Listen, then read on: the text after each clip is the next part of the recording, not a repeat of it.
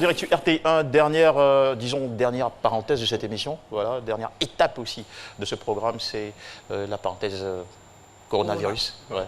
Avec Paulus Agathon, vous avez récupéré plusieurs questions, fait un tri, donc nous allons répondre comme il faut aux questions que se posent nos chers amis internautes et téléspectateurs. Tout à fait. Mais déjà, Jean-Michel, c'est l'occasion de rappeler qu'à compter de demain, on aura un spécialiste sur le plateau qui va répondre régulièrement aux questions que se posent les internautes relativement au coronavirus. Au titre des questions, on pourra peut-être avoir des questions comme comment se passe le traitement du coronavirus et plein d'autres questions assez délicates auxquelles on n'a pas forcément les réponses. Néanmoins, on a pu en extraire quelques-unes auxquelles nous pensons pouvoir répondre. Je peux par exemple faire ressortir celle de Cheikh Souleymane Ouattara qui demandait, il dit on parle et on sensibilise, il dit merci pour la lucane que vous nous offrez pour nos différentes préoccupations.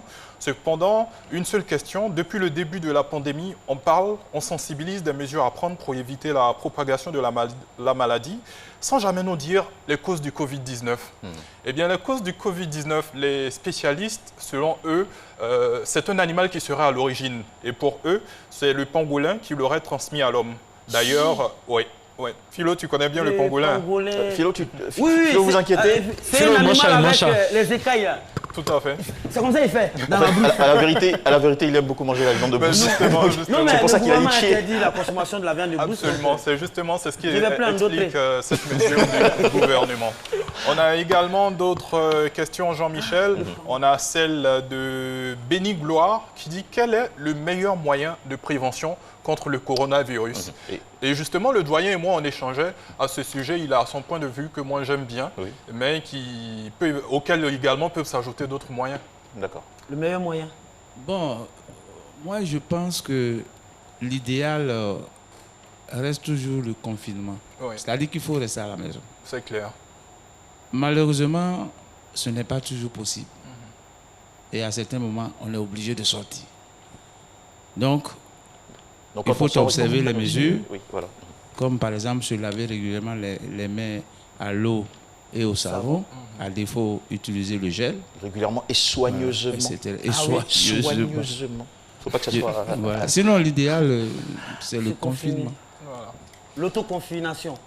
L'autoconfinement, on va dire.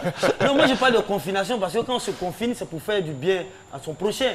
Donc voilà, pour faire du bien à la nation. Donc on se confine pour la nation. Mais il faut préciser aussi qu'il faut se laver les mains avec du savon, de l'eau et du savon surtout, parce que beaucoup de gens peut-être pensent qu'en se lavant juste les mains avec de l'eau, ça peut éviter le problème, mais non, il faut prendre du savon avec de l'eau, c'est très important, et le gel aussi hydroalcoolique, voilà.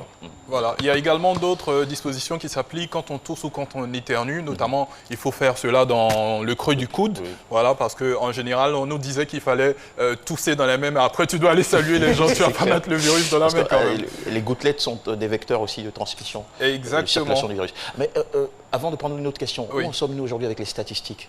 Alors, parce qu'il y a énormément de sensibilisation, mais est-ce que les statistiques reflètent que le public suit effectivement les consignes ou on est dans un... Déjà au niveau mondial, il faut savoir qu'aujourd'hui, on a un peu plus de 737 204 cas de coronavirus qui ont été diagnostiqués. Et parmi ces plus de 700 000 cas, on a eu 34 959 décès. Et 156 263 personnes qui ont été guéries. Mais une chose est sûre, si ces personnes ont pu guérir, c'est parce que quelque part, il y a eu un suivi médical. Mais déjà, avant d'en arriver au stade où on va nous guérir, ce serait bien que chacun à son propre niveau fasse une implication personnelle en respectant les mesures d'hygiène qui ont été prescrites par le gouvernement. Autant éviter de tomber malade tant qu'à faire. Comment? Autant éviter de tomber malade tant qu'à faire. Tout à fait, tout à fait. Et là, c'est les chiffres au niveau mondial. Au niveau local, on a également des chiffres. Au 29 mars 2020, c'est-à-dire hier à 20h20, il y a eu 25 nouveaux cas de maladie à coronavirus Covid-19 qui ont été confirmés, ce qui porte désormais le nombre total à 165 en Côte d'Ivoire, dont 4 guérisons. Et malheureusement, un cas de décès qui nous interpelle à quel point cette maladie est très dangereuse. Et très réelle. C'est pourquoi nous insistons sur la sensibilisation dans cette émission. Elle s'achève maintenant. Nous allons continuer de vous en parler, de répondre à vos questions. Demain, nous serons là en plateau. Nous aurons un spécialiste, comme vous l'avez dit, Paulus Agathon, pour répondre à toutes ces questions pertinentes que vous nous envoyez sur les plateformes. Continuez d'envoyer vos questions, n'hésitez pas. Nous sommes toujours ouverts donc à vos interrogations. Allez, c'était une... J'aimerais dire aussi un message d'encouragement au personnel médical ivoirien. Ah oui, c'est vrai, c'est nos docteurs. Des applaudissements pour... Même les policiers. Même les policiers, merci à vous de prendre des risques pour leurs efforts, leurs sacrifices. Merci aussi pour nous, voilà, vous prenez des risques tous les jours. Donc c'est un message d'encouragement. Merci pour le coup fait. Non, merci à vous en tout cas, merci beaucoup. Allez, c'est la fin de cette émission. Merci beaucoup à toute l'équipe technique qui a travaillé avec nous. Merci à vous, Paulus Agathon, Alexandre Branger, Dr Philo, Dorian Cassi, à tous nos chers cadreurs juste en face.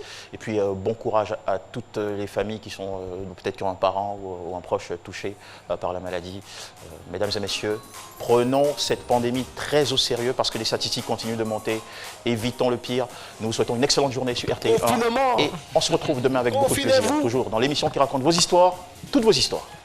Profilez-vous vivants.